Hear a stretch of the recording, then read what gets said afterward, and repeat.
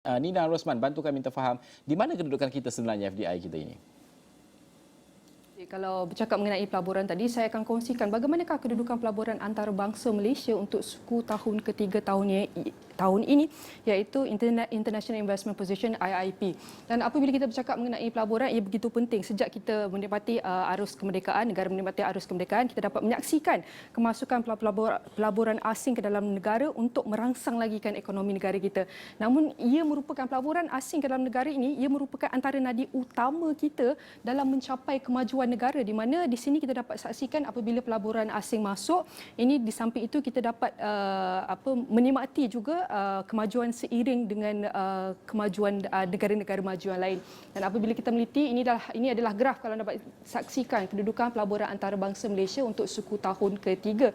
Ini kalau dapat lihat pergerakannya daripada suku tahun pertama 2020, kita dapat menyaksikan ia naik, meningkat sehinggalah suku tahun kedua pada tahun 2021 mencapai antara tahap tertinggi, iaitu 111.27 bilion, iaitu ini dah antara angka tertinggi untuk yang kita dapat saksikan pada tahun lepas. Namun apabila masuk suku ketiga pada tahun 2021, iaitu menurun sedikit apabila ekonomi sektor kita menutup apabila ekonomi kita mengalami penyusutan ketika itu dengan COVID-19, dengan pelbagai lagi perkara. Dan apabila masuk suku keempat, ia masih lagi berada di paras penurunan, iaitu lebih rendah berbanding suku kedua pada tahun lepas.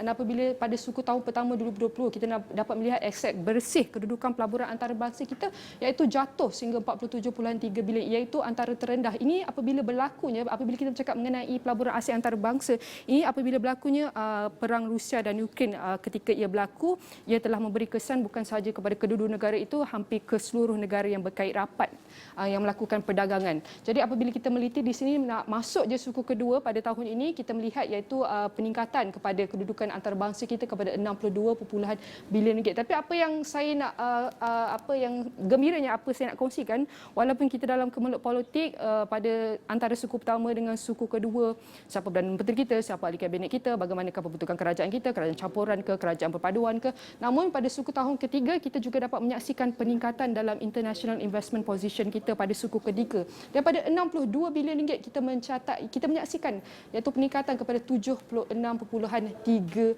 bilion ringgit. Jadi ini sudah tentu memberikan portfolio, kalau pelaburan asing melihat portfolio pelaburan, kedudukan pelaburan kita iaitu berada di tahap yang baik.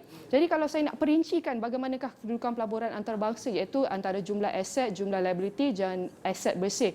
Dan apabila kita dapat lihat, saya buat mat sikit, di mana kalau kita tak dapat jumlah aset bersih bagaimana, di mana jumlah aset di sini iaitu berada pada 2,254.7 bilion ringgit. Ini adalah jumlah aset kita, dan jumlah liability kita iaitu mencapai peningkatan kepada 2,178.4 bilion ringgit. Dan apabila jumlah aset kita menolak jumlah liability, barulah kita mendapati iaitu aset bersih kita, iaitu pada suku ketiga mencatat peningkatan daripada suku kedua, iaitu 62 bilion kepada 76.3 bilion ringgit. Dan ini adalah jumlah aset bersih yang kita dapat menyaksikan peningkatannya.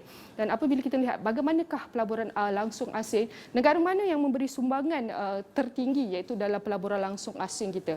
Di sini kita dapat saksikan iaitu tidak langsung setiap suku, kita dapat lihat Singapura kekal sebagai penyumbang utama kepada pelaburan langsung asing kita, iaitu FDI, iaitu sebanyak 177 bilion ringgit, atau 20.6%. Diikuti dengan negara kedua tertinggi iaitu Amerika Syarikat, peningkatan sebanyak 11.5% atau 99.2 bilion ringgit, iaitu hampir mencecah 100 bilion ringgit. Dan negara ketiga adalah Hong Kong, di sini mencatatkan 92.5 bilion ringgit atau 10.7%.